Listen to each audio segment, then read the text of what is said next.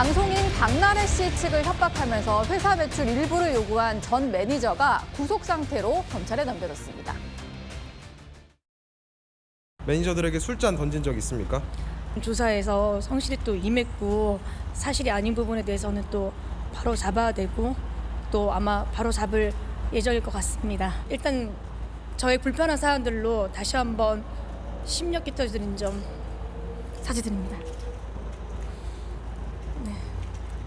매니저들이 어떤 부분 거짓말 하고 있다고 보시나요? 그건 아마 수사를 통해서 밝혀질 부분이라고 생각합니다. 제가 말씀드리기에는 조심스러운 부분입니다. 네. 지금 공방 벌이고 있는 네. 전 매니저들에게 할 말 없습니까? 없습니다. 네, 박나래 씨의 갑질 의혹을 두고 공방을 벌이던 전 매니저가 2명이 있었는데요. 이 중에 한 명이 구속 상태로 검찰에 송치된 게 뒤늦게 알려진 겁니다. 한 명 역시 불구속 상태로 송치가 됐다고는 하는데요. 이동학 최고위원님, 네. 그러니까 이게 새롭게 좀 드러난 것 같은데 협박을 하다가 본인이 이제 그 혐의로 좀 구속이 된 것 같아요. 그렇죠. 왜냐면 저희가 몇 개월 전에 박나래 씨 사건을 다룰 때 박나래 씨가 엄청난 갑질을 한다. 그래가지고 이게 악마화가 시작이 됐고 예. 실제로 많은 언론들에서도 검증 없이 지금 상당히 많은 매니저들의 어떤 발언들 이런 것들을 타게 되면서 어느 일방으로 좀 기우는 듯한 모습이 보여졌거든요.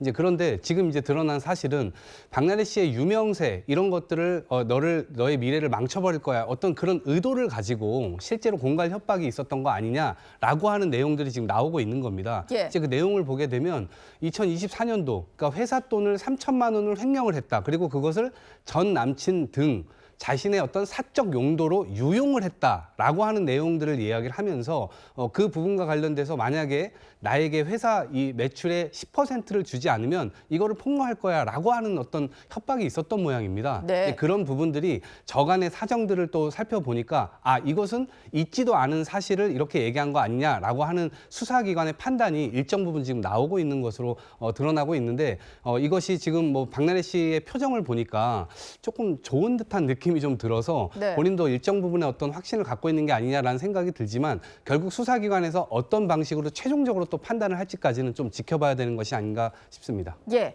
이게 모두 다 확정된 건 아니고 받고 있는 혐의이기 때문에 앞으로 뭐 검찰 수사 단계 또 실제로 기소된 이후에도 다퉈볼 만한 사안이기는 합니다. 정혁진 변호사님, 그런데 이게 박나래 씨가 방송 활동도 모두 접고 거의 칩거하다시피 했었는데요. 이 보도가 나오고 나니까 이게 박나래 씨에게 좀 유리해지는 거 아니냐 뭐 이런 얘기도 나오더라고요.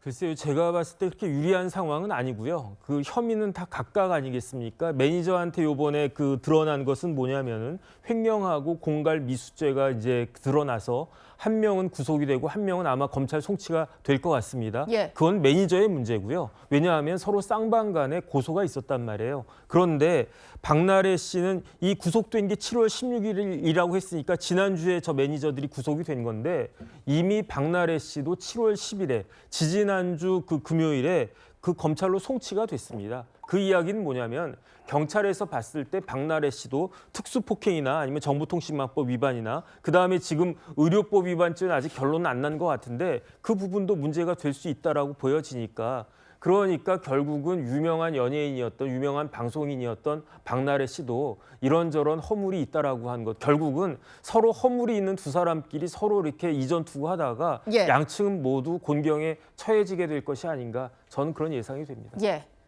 그러니까 뭐 모두 잘못을 했고 그것들이 이제 수사 과정에서 속속 드러나고 있다 이런 말씀이셨습니다.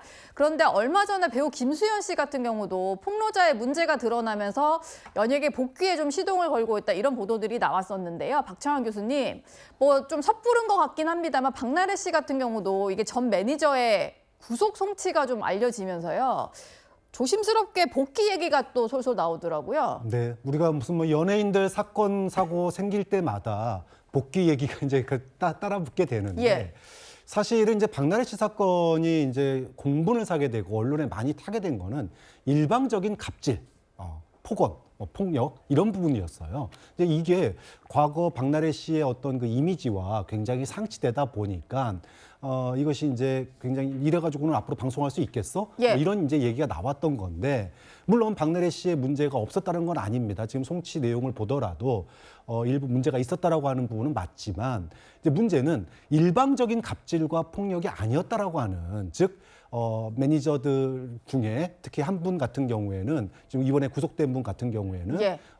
있지도 않는 사실을 가지고 소위 말해서 박나래 씨의 인기를 빌미로 해서 무기를 삼아서 우리가 너한테 이렇게 문제 생기면 너 앞으로 방송 못해 이걸 가지고 공갈 협박을 한 거기 때문에 그것도 없는 사실을 근거로 했기 때문에 예. 지금 이제 구속된 거거든요. 좀 그런 측면에서 보면 소위 갑질 논란의 피해자라고 알려졌던 분이 사실은 박나래 씨를 없는 사실을 가지고 협박한 죄로 지금 이제 구속이 된 사례이기 때문에 네. 박나래 씨 입장에서는 일방적인 갑질이 아니었다라고 하는 하나의 어떤 그 활로가 생긴 거죠. 예. 좀 그런 점에서는 상대방도 역시나 문제가 많았구나 이렇게 된다 그러면 일방적인 갑질과는 좀 비교가 되죠. 그러면 나중에 박나래 씨가 법적으로 문제를 끝내고 난 다음에 네. 방송에 복귀할 때 아무래도 시청자들이 좀 더 쉽게 용인할 수 있는 그런 길이 될 수 있기 때문에 예. 뭐 앞으로 재판 결과 지켜봐야 되겠습니다만은 박나래 씨 입장에서 보면 뭐 최악의 사태는 면한 거 아니냐 네. 이런 분석들이 나오고 있는 거죠. 예.